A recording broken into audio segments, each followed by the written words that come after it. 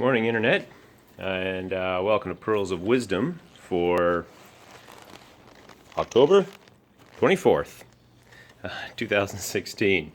It's been a while. I've actually been away for almost the past 2 weeks from the lab, which is partly why I wasn't entirely clear on what date it is today. I spent a few days out in Colorado with the Colorado chapter of the American Physical Therapy Association at their Refresher Day in Black Hawk, Colorado, which was a lovely time. Had a chance to meet some fantastic people, and I'm quite happy to see that some of them have now reached out and connected through social media platforms. So there you go, the power of social media.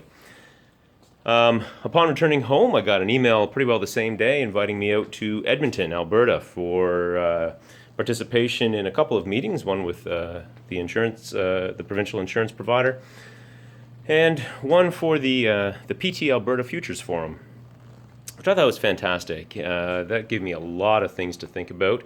Many of you probably recognize, if you've seen some of my earlier videos, that I have a bit of a futurist bent towards me. I'm always more interested in where we're going rather than where we are. And this Futures Forum, wow, I tell you what, lots of things to think about as far as where we're going. In particular, the real bent on this one had to do with technology more than anything. And I thought it was fascinating. One of the guest speakers was an English bloke by the name of Daniel Susskind, who wrote a book along with his father called The Future of the Professions. And in the book, and during his talk, he argued that 10, 20, maybe 30 years from now, the professions as we know them today, doctors, lawyers, teachers, physiotherapists, are either not going to exist or are going to look very different from what they do right now. And his argument for this was largely due to technology. It's no secret, of course, that the problem with the world today is not a lack of information, it's too much information. And as professionals, we've always had sort of a job of curating that information and providing to our individual patients sitting in front of us the information that's most relevant to them as a result of our own expertise. But what Daniel was arguing is that it's not even now just about access to information. That's readily available. But curating that information, providing the right information to the right person at the right time, which has always been sort of the purview of the human expert, is also being taken over by artificial intelligence, as example. And that it won't be long before artificial intelligence is able to process a lot more information than we are. And when I say it won't be long, it's probably already happening. And that it may even come up with more accurate clinical decisions than we do. I say we as humans. And so, at first blush, this sounds a little bit sort of tinfoil hatty, a little bit doom and gloomy. What are we going to be doing as professions or professionals? Is a machine really going to become my doctor? Well, Daniel argues that may well be the case. That for many of the ailments that we encounter on a daily basis, artificial intelligence, machine learning, that sort of thing can probably do a pretty good job, maybe even a better job in some cases, of providing the right treatment decision at the right time. But this doesn't have to be all doom and gloomy. No, in fact, the argument here, and part of the reason why he wrote the book, according to him, is that we need to start thinking about what the future of professions looks like now. Because we are at a critical intersection in the evolution of professions and professionals. And I totally buy into that. I've been saying this for some time, actually, in particular in the physiotherapy field, for many different reasons, whether it be technology or whether it be encroachment on our sort of domain by other professional groups, or changes in funding structures that mean we need to do more with less, growing and diversifying culture and population. So the point is, I feel like we're at a crux. Probably one of the more important cruxes in the history of humans when it comes to an effect on professionals, similar to the effect of the Industrial Revolution. This is the information revolution, let's call it, the technology revolution. So we need to start thinking, and I truly believe this, about how we're training our professionals of the future.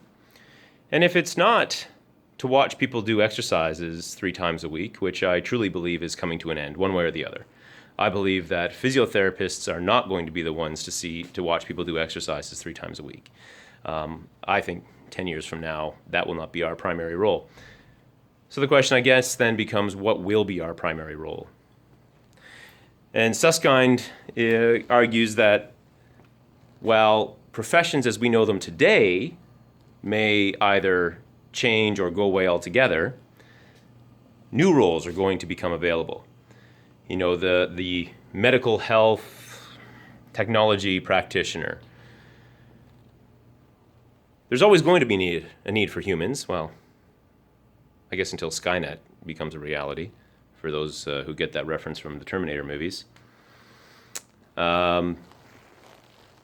Because we only say a machine learning algorithm or an artificial intelligence works in as much as it works within our sort of human understanding of reality and knowledge. So in other words, if I tell a machine that 2 + 2 = 4, and the machine then later on encounters 2 + 2 and says, oh yeah, I know that, that's 4, we say, good artificial intelligence, it worked. As long as these things are operating within our own boundaries, our own definitions of knowledge and reality, there's always going to be humans that are leading this, that are programming these devices, that are telling it whether it's functioning properly or not. I mean, I guess the scary part would be if a machine decides that actually 2 + 2 = 5 and convinces us as humans that 2 + 2 = 5 and that we've been wrong all this time. That starts to turn the tables all of a sudden. Chances are we're not going to get there for a little while. Although, as Susskind pointed out, there are already artificial intelligences that will write their own code if it turns out that they need to do something for which they don't currently have code programmed. So, you know, it's hard not to become paranoid about these sorts of things. But again, I think this is an opportunity now where if we start to really think as a profession, what do we want to do? Who do we want to become? How do we lead in the evolution of professions rather than try and react and catch up, which is something that, at least here in Canada, physiotherapy has tended to do in the past. Not always. It's a little bit unfair in times, but on balance, we've really tended to react to change rather than lead it.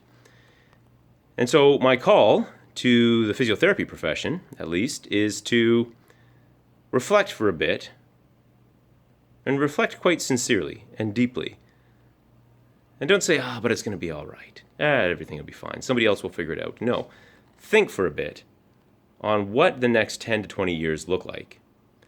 And then ask yourself, what should we be doing now in order to prepare for what we know is coming down the pike? So, some food for thought on this Monday morning. I hope you have a great week.